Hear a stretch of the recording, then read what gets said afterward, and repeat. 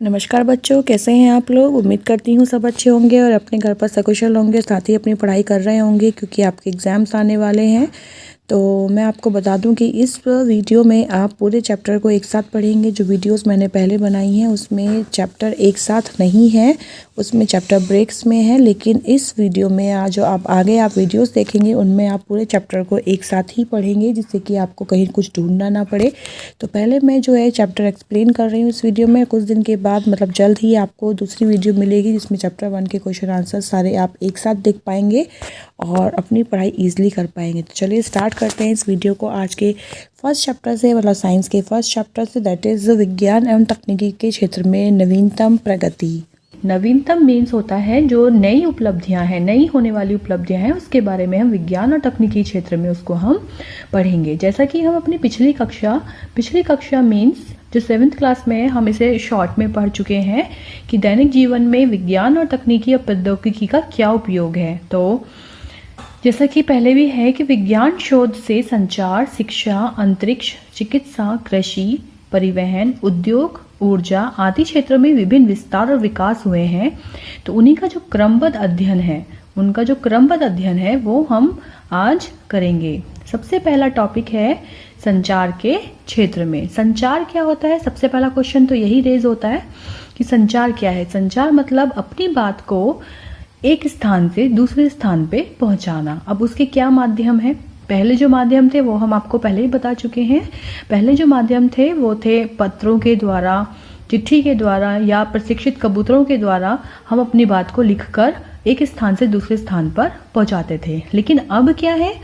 अब है टेलीफोन है, टेलीविज़न है, कंप्यूटर है, इलेक्ट्रॉनिक डाक सेवा जिसको हम ईमेल भी कहते हैं, जिसमें ईमेल के द्वारा विद इन अ सेकेंड हम अपनी बात को, अपने जो मैसेज को दूसरे के फ़ोन में, अगर उसने इंटरनेट चलाया हुआ है तो वहाँ तक पहुँचा सकते हैं। और इंटरनेट का प्रयोग जनसंचार के क्षेत्र में क्रांति के रूप में यूज़ किया जा रहा है। मतलब इसमें दो चीज़ आई हैं जो आपने, टेलीफोन आपने सुना है, टेलीविज़न सुना है, कंप्यूटर भी आपने मोस्टली सुना ही है। पहले एक वर्ड आया है ईमेल। ईमेल मीन्स इलेक्ट्रॉनिक डाक सेवा, मैं बता भी चुकी हूँ इसके बारे में। और दूसरा है इंटरनेट। इंटरनेट बच्चों आजकल अधिकतर सभी अपने फ़ोन में यूज़ करते हैं। तो इंटरनेट के द्वारा हम ईमेल या करके या फिर किसी और माध्यम से अपनी बात को दूसरे स्थान पर ईजिली पहुँचा सकते हैं। इसके बाद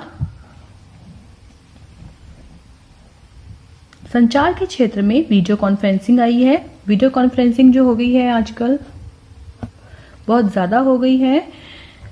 और वाईमैक्स तकनीक भी वैज्ञानिकों के द्वारा एक अद्भुत देन है।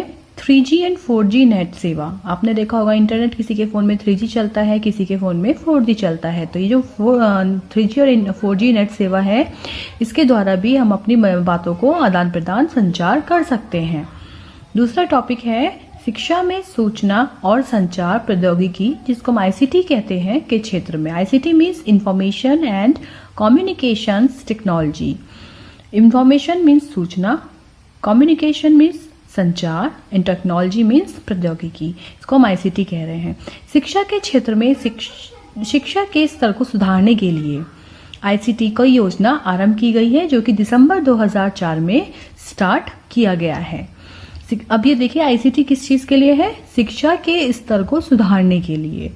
इसमें क्या होता है? छात्रों को ICT कौशल क्षमता बढ़ाने और कंप्यूटर सहायक शिक्षा प्रक्रिया के माध्यम से सीखने के अवसर प्राप्त होते हैं। मतलब जो छात्रों को पता होना चाहिए कि किसमें कैसे हम ICT का प्रयोग कर सकते हैं। इससे बच्चों का डिजिटल डिवाइस में इंटरेस्ट आता है और भौगोलिक अवरोधों को पार किया जा सकता है। ICT के अंतर्गत स्मार्ट स्कूलों और किताबों के प्रयोग को बढ़ावा दिया जा रहा है। स्मार्ट स्कूल्स जहाँ पर जो ऑनलाइन क्लासेस चलाई जाती हैं, और किताबें मतलब जो हम नेट पर किताबों को ढूंढ सकते हैं, वो होती हैं किताबें। थर्ड टॉपिक है अंतरिक्ष प्रौद्योगिकी के क्षेत्र में। अंतरिक्ष क्या होता है? पहला क्वेश्चन यही रेज होता है, अंतरिक्ष क्या है? बच्चों आपने अपना पृथ्वी देखी है, आसमान तक का एरिया देखा है कि मतलब ये आसमान है ऊपर, लेकिन जो पृथ्वी से परे है मतलब ब्रह्मांड, मतलब जिसमें सारे ग्रह होते हैं, सारे उपग्रह होते हैं, सब चीज़ें होती हैं, उसको हम बोलते हैं अंतरिक्ष। तो अंतरिक्ष की हम जो जानकारी प्राप्त करते हैं वो पहले नहीं हमें मालूम था। उसका मालूम कब पड़ा? जब इसकी खोज की गई। तो भारतीय अंतरिक्ष कार्यक्रम, जो भारत में ये अंतरिक्ष कार्यक्रम स्टार्ट किया गया था, वो किसके द्वारा किया गया था? डॉक्टर विक्रम साराभाई। तो जनक कौन है इसके? जनक मतलब इसके पिता जिसको कहा जाता है, जिन्होंने ये स्टार्ट कराया था, वो है डॉक्टर विक्रम साराभाई। तो इनकी अध्यक्षता में वर्ष 1962 में, कौन से में? 1962 में भारतीय राष्ट्रीय अंतरिक्ष अनुसंधान समिति, मतलब इसको बोलते हैं इनकोस्पार का एवं नवंबर 1969 में इसरो का गठन हुआ था। इसरो और इनकोस्पार, ये दो जो संस्थाएं हैं, ये विक्रम साराभाई की अध्यक्षता में भारतीय अंतरिक्ष कार्यक्रम के अंतर्गत स्टार्ट की गई थी। इसके बाद एक छोटे से रॉकेट प्रक्षेपण। अब रॉकेट क्या होता है? ये रॉकेट होता है जो हम अंतरिक्ष में भेजते हैं। तो रॉकेट के द्वारा प्रक्षेपण किया गया था, और जो हमारे भारतीय राष्ट्रीय उपग्रह हैं उसका उनका नाम है इनसेट और IRS। तो इनसेट उपग्रह का प्रयोग करते हैं दूरसंचार, दूरदर्शन प्रसार, मौसम विज्ञान और प्राकृतिक आपदा चेतावनी के लिए, और IRS का प्रयोग किया जाता है प्राकृतिक संसाधनों के सर्वेक्षण के लिए। इसके बाद आता है बच्चों, आपने चंद्रयान का नाम सुना होगा, तो इसी के क्रम में बता रहे हैं कि भारतीय अंतरिक्ष अनुसंधान संस्थान ने मंगलयान, जो कि मंगल पर गया है, और चंद्रयान जो कि चंद्रमा पर गया है, का सफल परीक्षण में कर लिया है, मंगलयान का और चंद्रयान 1 का।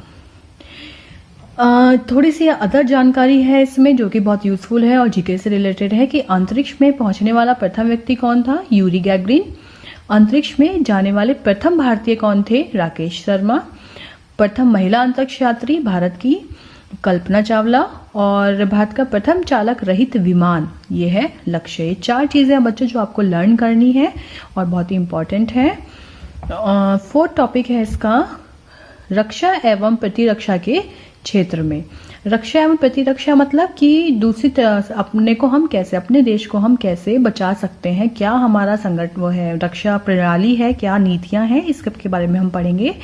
भारतीय रक्षा एवं प्रतिरक्षा नीति के अंतर्गत अनुसंधान एवं विकास के लिए रक्षा विज्ञान संगठन तथा कुछ अन्य तकनीकी विकास प्रतिष्ठानों को मिलाकर रक्षा अनुसंधान एवं विकास संगठन, जिसको हम DRDO कहते हैं, आप शॉर्ट में याद कर सकते हैं DRDO का गठन किया गया था। DRDO रिलेटेड है रक्षा एवं प्रतिरक्षा के क्षेत्र से।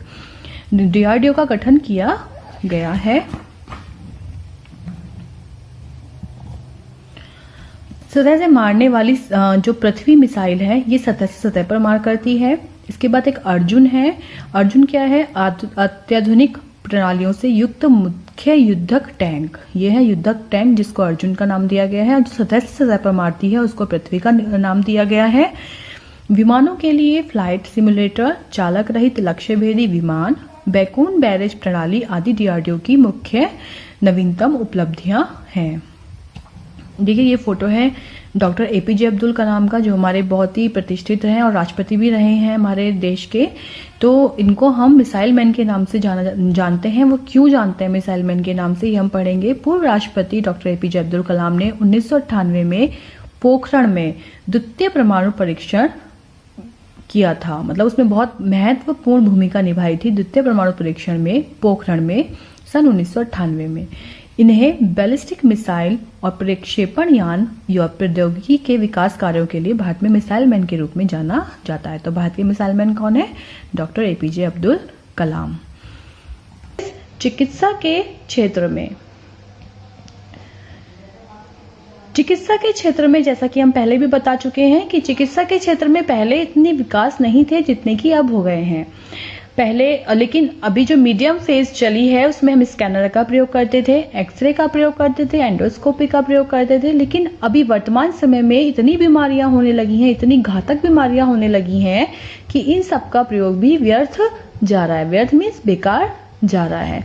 तो अभी क्या हुआ है, आधुनिक चिकित्सा पद्धति के अंतर्गत निदान मूलक एवं उपचार मूलक तकनीकियों का प्रयोग हुआ है। निदान मूलक एवं उपचार मूलक तकनीकी कौन कौन सी है? Radiography, angiography. एंजियोग्राफी होता है बच्चों जब किसी को हार्ट अटैक आता है तो एंजियोग्राफी होती है उसकी। Computer tomography, magnetic resonance imaging मतलब MRI, सोनोग्राफी आदि। इन सब का प्रयोग निदान मूलक और उपचार मूलक तकनीकी के रूप में किया जा रहा है। चिकित्सा के क्षेत्र में टेली चिकित्सा, क्या टेली चिकित्सा भी नवीनतम उपलब्धि है। इसके अंतर्गत क्या होता है, 5-6 घंटे के अंदर विश्व के किसी भी चिकित्सा विशेषज्ञ से विचार विमर्श। टेली चिकित्सा में क्या होता है बच्चों की 5-6 घंटे के अंतर्गत ही पूरे विश्व में किसी भी चिकित्सक से हम परामर्श ले सकते हैं। चिकित्सक मीन्स डॉक्टर से परामर्श लेकर रोगी का उपचार चेकअप कर सकते हैं। चिकित्सा की नवीनतम उपलब्धियों में अंग प्रत्यारोपण मतलब कि अगर किसी का कोई अंग खराब हो गया है तो वो निकालकर दूसरा अंग लगा देने को अंग प्रत्यारोपण कहते हैं। हीमोडायलिसिस होता है बच्चों, किसी का खून में कोई प्रॉब्लम हो गई है, कोई खराबी आ गई है तो उसका जो ब्लड का है वो डायलाइज हो जाता है, बाहर डायलाइज होता है। प्रोस्थेसिस आदि जो है नवीनतम उपलब्धियां हैं। और एक जीका विषाणु हुआ था जिसकी जो वैक्सीन मीन्स टीका, जो वैक्सीन है जीका बैक नाम की, वो भारत ने बना ली है।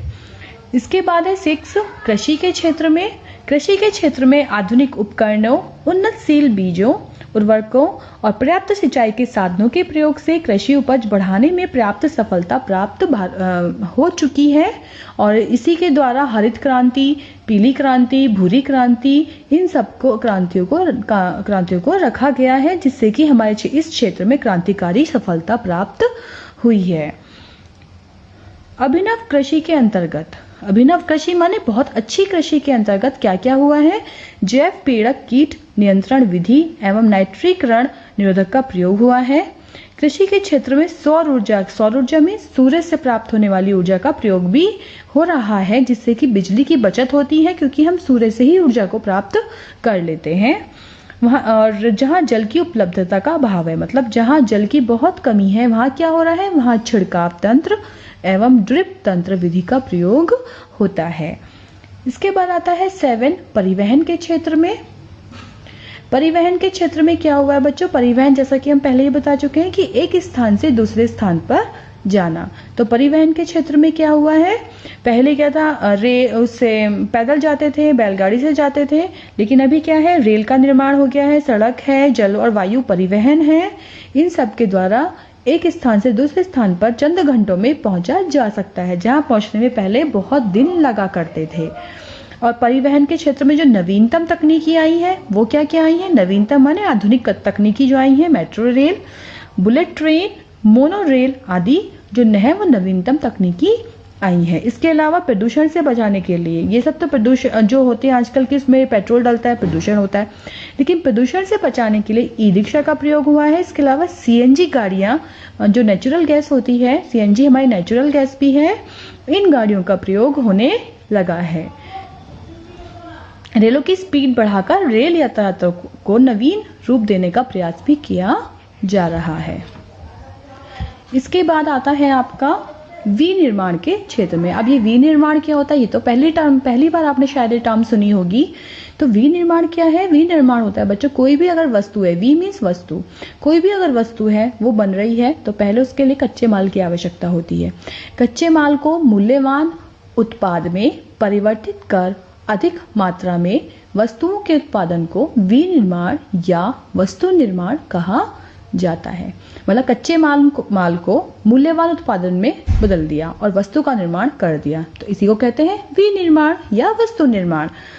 विनिर्माण के अंतर्गत हस्तकला से लेकर उच्च तकनीक का बहुत ही मानवीय गतिविधियां आती है। हस्तकला जो होती है, जो हाथ की कला होती है, उसका प्रयोग भी इसमें किया जाता है, लेकिन क्या, ये जो प्रयोग होता है ये औद्योगिक होता है, मतलब बहुत ही ज़्यादा बड़े पैमाने पर होता है।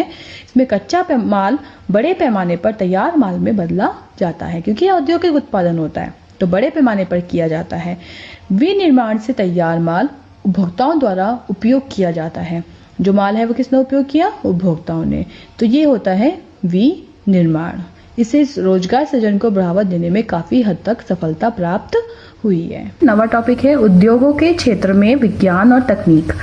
तो पहले जो हमारे देश में जो थे उद्योग धंधे बहुत कम थे, लेकिन आज ऐसा नहीं है। आज हमारा जो देश है वो औद्योगिक क्षेत्र में बहुत तरक्की कर चुका है और वर्तमान समय में बहुत सारे उद्योग हैं जो हमारे देश में होते हैं, जो कि खनन उद्योग, लौह इस्पात उद्योग, सीमेंट उद्योग, कोयला, पेट्रोलियम, कपड़ा, रत्न, चीनी उद्योग, बहुत सारे उद्योग हैं जो हमारे देश में होते हैं।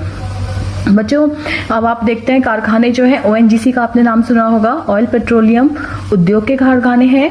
इसके अलावा बहुत सारी चीज़ें हैं जो मेक इन इंडिया की योजना के अंतर्गत आई हैं। अभी मेक इन इंडिया योजना क्या है, इसके अंतर्गत क्या है कि जो विदेशी हैं, विदेशी जो निवेशक हैं, मतलब जो विदेश के लोग हैं, बाहर के लोग हैं, उनको मौका दिया गया कि वो हमारे देश में आके अपना पैसा लगा सकते हैं। लेकिन मतलब क्या हुआ कि पैसा तो उनका होगा, बाहर के लोग होंगे, लेकिन बनेगा वो इंडिया में। इसलिए आपने देखा होगा बहुत से प्रोडक्ट्स पे, विदेशी प्रोडक्ट्स पे लिखा होता है मेक इन इंडिया। वो मेक इन इंडिया मतलब इंडिया में बने हैं, लेकिन पैसा किसका लगा है उसमें, दूसरे लोगों का, बाहर के देश के लोगों का। तो ये हमारे इसमें हमें क्या होता है, हमें प्रॉफिट मिलता है, क्योंकि वो हमारे देश में बन रहा है तो हमारे देश में ही खर्च होगा, तो उसमें हमारे को प्रॉफिट मिलता है। 10वां पॉइंट है ऊर्जा के क्षेत्र में। अब ऊर्जा क्या है, कोई भी कार्य करने की ताकत होती है, उसे हम ऊर्जा कहते हैं। अब ऊर्जा स्रोत मीन्स कि हमें ऊर्जा किससे मिल रही है, किस तरह, जो हमारा सोर्स है, कहाँ से वो ऊर्जा मिल रही है, उसको हम बोलेंगे ऊर्जा स्रोत। तो पहले क्या था, कोयला यूज करते थे ऊर्जा के लिए, पेट्रोलियम, प्राकृतिक गैस, नाभिकीय ऊर्जा, पवन ऊर्जा और सौर ऊर्जा आदि का प्रयोग अब हम ये कर रहे हैं। बच्चों ऊर्जा के जो स्रोत होते हैं वो 2 तरह के होते हैं, एक तो नवीकरणीय और एक अनवीकरणीय। ये नवीकरणीय क्या है, नवीकरणीय वो स्रोत हैं जिनको हम पुनः प्राप्त कर सकते हैं, मतलब अगर वो खत्म हो गए हैं तो उन्हें हम दोबारा बना सकते हैं, वो है नवीकरणीय स्रोत। और अनवीकरणीय स्रोत कौन से हैं कि अगर वो खत्म हो गए हैं एक बार तो वो दोबारा नहीं बन सकते। अब ऐसे कौन कौन से स्रोत हैं जो दोबारा नहीं बन सकते, बहुत सारे हैं। जो हम आजकल मोस्टली यूज करते हैं वो सारे अनवीकरणीय होते हैं, जैसे कि पेट्रोल, डीजल, मिट्टी का तेल, ये सब अनवीकरणीय स्रोत। देखिए यहाँ पे टेबल दिया हुआ है आपकी बुक में, ऊर्जा के स्रोत नवीकरणीय, अनवीकरणीय। अनवीकरणीय देख लेते हैं पहले, जो हम मोस्टली यूज करते हैं, पेट्रोल, कोयला, केरोसिन, रसोई गैस, जो हम LPG यूज करते हैं, वो सब अनवीकरणीय कि अगर ये एक बार खत्म हो गए तो इनको बनने में फिर लाखों करोड़ों वर्ष लगेगा और हम इसे दोबारा नहीं बना पाएंगे।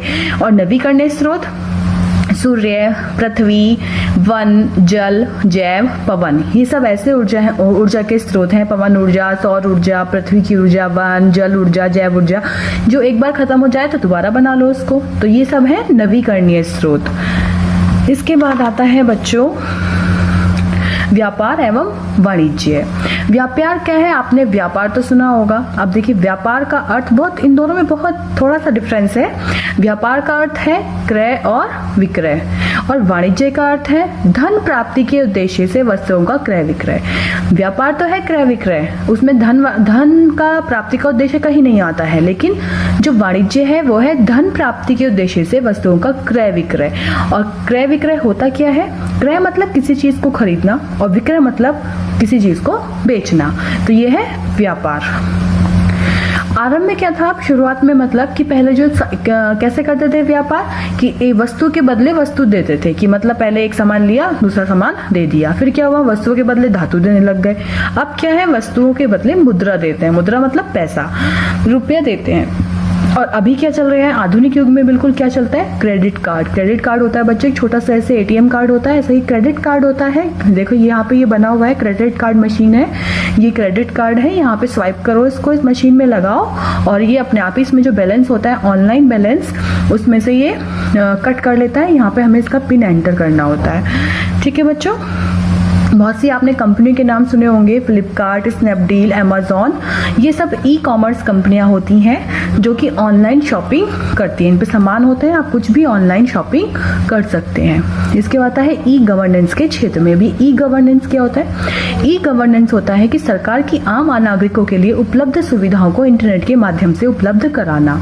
मतलब सरकार की जितनी भी सुविधाएं हैं जो कि आम नागरिकों के लिए, उनको नहीं पता होता है कि आम नागरिकों की क्या हमें सुविधाएं मिल रही हैं। तो आजकल सबके पास स्मार्टफोन होते हैं, तो उनको पता करवाना इंटरनेट के माध्यम से कि हाँ सरकार आपको ये सुविधा प्रोवाइड कर रही है। इसको बोलते हैं ई गवर्नेंस। मतलब जो सरकार की सूचनाएं हैं, सरकार की जो योजनाएं हैं, वो सब जो है इंटरनेट के माध्यम से आम नागरिक तक पहुंचाना ई गवर्नेंस कहलाता है। इसके अलावा कोई भी चीज़ है, कोई भी सूचनाएं हैं, आप सब ऑनलाइन कर सकते हैं। विद्यालय में दाखिला लेना है, बिल भरना है, आय जाति प्रमाण पत्र बनाना है, कुछ भी है, ये सब जो है ऑनलाइन मीन्स इंटरनेट के माध्यम से आप कर सकते हैं। तो ई गवर्नेंस क्या है? एक तरह से ई गवर्नेंस को ही डिजिटल इंडिया का कहा जा रहा है। डिजिटल इंडिया का शासन का अर्थ है सभी प्रकार की शासन संबंधी जानकारियों का डिजिटलाइजेशन, मतलब सबको ऑनलाइन इंटरनेट पर डालना। तो बच्चों, उम्मीद करती हूँ आपको फर्स्ट चैप्टर बहुत अच्छे से समझ में आ गया होगा और अब इसको आपको लिखने में या उसके क्वेश्चन आंसर सॉल्व करने में आपको कोई परेशानी नहीं होने वाली। और जल्दी हम आपको मिलेंगे अपनी नेक्स्ट वीडियो के साथ, जिसमें मैं इसके क्वेश्चन आंसर्स आपको कराऊंगी। So keep watching the videos. Thank you, bye.